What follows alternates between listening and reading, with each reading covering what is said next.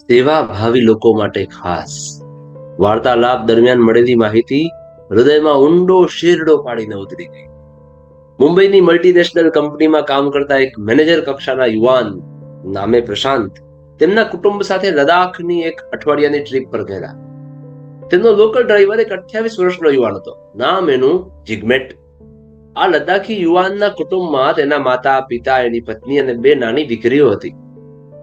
હિમાલયના પર્વતમાળાના ઊંડાણના વિસ્તારમાં કરેલી મુસાફરી દરમિયાન તેમની વચ્ચે થયેલ વાર્તાલાપ. પ્રશાંત કહે, આ અઠવાડિયું પૂરું થશે એટલે લદ્દાખની ટુરિસ્ટ સિઝનનો અંત આવશે. ત્યાર પછી તો શું કરીશ? શું તું બીજા નેપાળીઓ કે જેઓ ગોવા કે બીજા કોઈ મોટા શહેરમાં જઈને હોટેલમાં કામ કરે છે તેવું કરવાનો તારો પ્લાન છે? જિગ્મેટ કહે, ના સાહેબ, હું લદ્દાખનો છું અને શિયાળાની ઋતુના ઠંડીના દિવસો દરમિયાન પણ હું અહીં લદ્દાખમાં જ રહું છું. હું બીજે ક્યાંય જતો નથી. પ્રશાંત કહે, પણ અહીંયા તો સખત ઠંડી પડે છે. તો આ ઠંડીના દિવસો દરમિયાન તો શું કરીશ? જિગ્મેટ કહે, કઈ નહીં સાહેબ, ઘેર બેસીશ. જોકે મારી પાસે બીજો એક ઓપ્શન પણ છે. હું મોટે ભાગે સિયાચીન જતો રહું છું. પ્રશાંત કહે, સિયાચીન? એ તો અહીંથી પણ ઠંડો પ્રદેશ છે. ત્યાં તું શું કરીશ? જિગ્મેટ કહે, ભારતીય લશ્કરના લોડર, બોજ વહન કરનાર મજૂર એ તરીકે કામ કરીશ. હવે પ્રશાંતને આ લદ્દાખી નવયુવાનમાં રસ પડવા માંડ્યો. એને પૂછ્યું, અચ્છા, એટલે તું ઇન્ડિયન આર્મીમાં જવાન તરીકે જોડાઈ જઈશ? જિગ્મેટ કહે, ના સાહેબ, ઇન્ડિયન આર્મીમાં જોડાવાની એજ લિમિટ તો મેં ક્યારની ક્રોસ કરી દીધી છે, એટલે હું આર્મીમાં જોડાઈ તો ન શકું.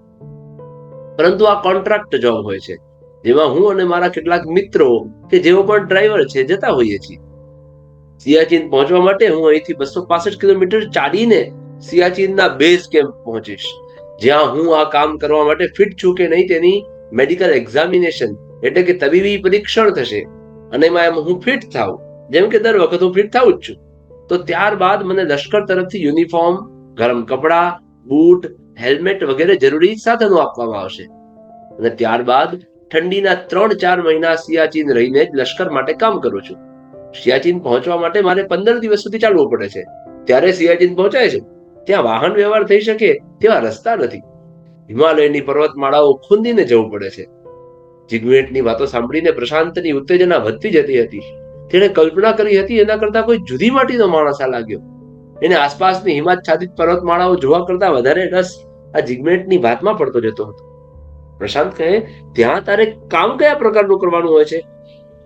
જિગ્મેટ કહે, ત્યાં મારે લોડર તરીકે કામ કરવાનું હોય છે સાહેબ, અને સામાન મારી પીઠ પર ઉચકીને એક ચોકીથી બીજી ચોકી સુધી પહોંચતો કરવાનો હોય છે.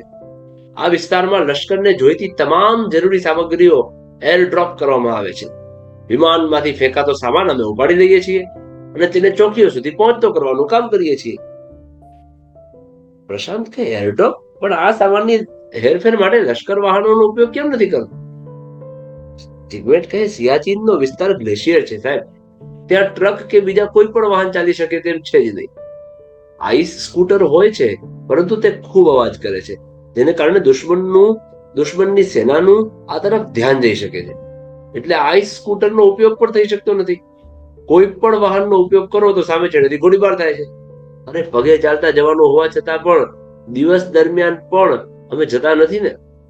અમે લગભગ રાત્રે 2 વાગે જઈએ છીએ અને અત્યંત ચુપકીદીપૂર્વક સામાન ઉપાડી લઈએ છીએ અને તેને બેરેક સુધી પહોંચાડીએ છીએ. અમે ટોર્ચ પણ વાપરી શકતા નથી. ઘોડા અને ખચ્ચરનો ઉપયોગ પણ અહીંયા થઈ શકે એમ નથી, કારણ કે 18,875 ફૂટની ઊંચાઈએ શિયાળામાં -50 ડિગ્રીના વાતાવરણમાં કોઈ પ્રાણીઓ સર્વાઈવ થઈ શકતા નથી. પ્રશાંત કહે, તારી વાત સાચી છે, પણ અહીંયા તો ઓક્સિજન લેવલ પણ ખૂબ ઓછું હોય છે. એવા સમયે સામાન ઉચકવાનું કામ ખૂબ શ્રમ ભરેલું કહેવાય. તું કેવી રીતે આટલો સામાન ઉચકી દે છે? જિગ્મેટ કહે, આ જ કારણથી અમે એક સાથે 15 કિલોથી વધુ સામાન ઉચકીને લઈ જઈ શકતા નથી અને દિવસમાં ફક્ત 2 કલાક જ કામ કરવાનું હોય છે. બાકીનો સમય આરામ કરીને પુનઃ ઉર્જા પ્રાપ્ત કરવાની હોય છે.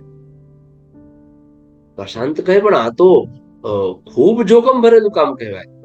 જિગ્મેટ કહે, હા સાહેબ, મારા ઘણા મિત્રો આ કામ કરતા મૃત્યુ પણ પામેલા છે. કેટલાક માઇલો ઊંડી ખીણમાં ગરકાવ થઈ ગયા, તો કેટલાક દુશ્મનની ગોળીથી વિંધાઈને મૃત્યુ પામ્યા.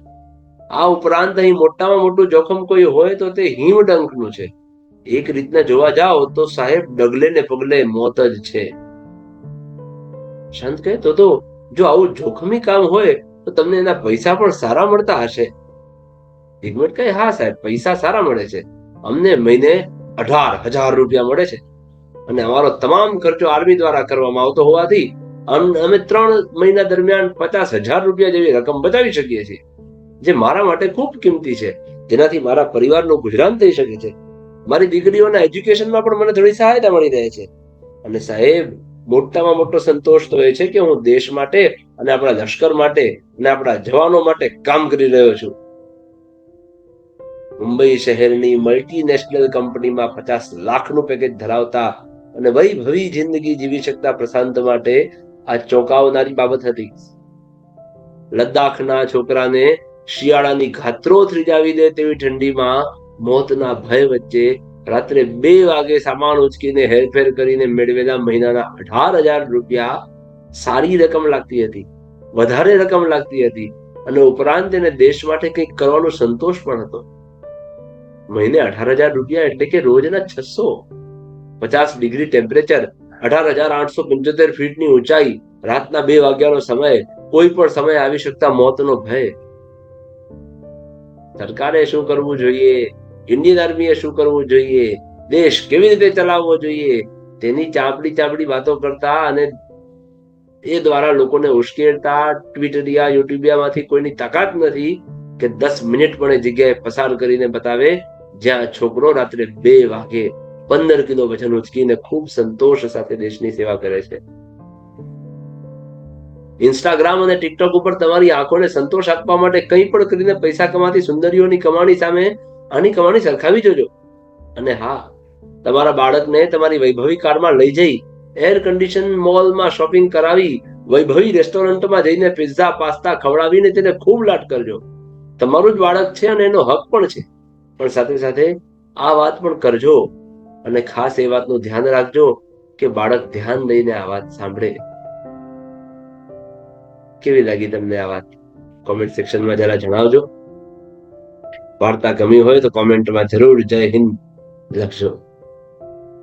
અને હા, આ વાર્તાને શેર કરી અને ચેનલને સબસ્ક્રાઇબ કરવાનું ભૂલશો નહીં. ધન્યવાદ. જય શ્રી કૃષ્ણ.